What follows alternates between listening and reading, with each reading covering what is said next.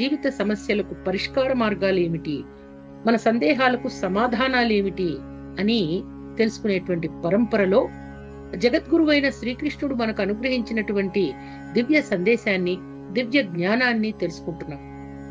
ఈ రోజు మనం క్రితం భాగంలో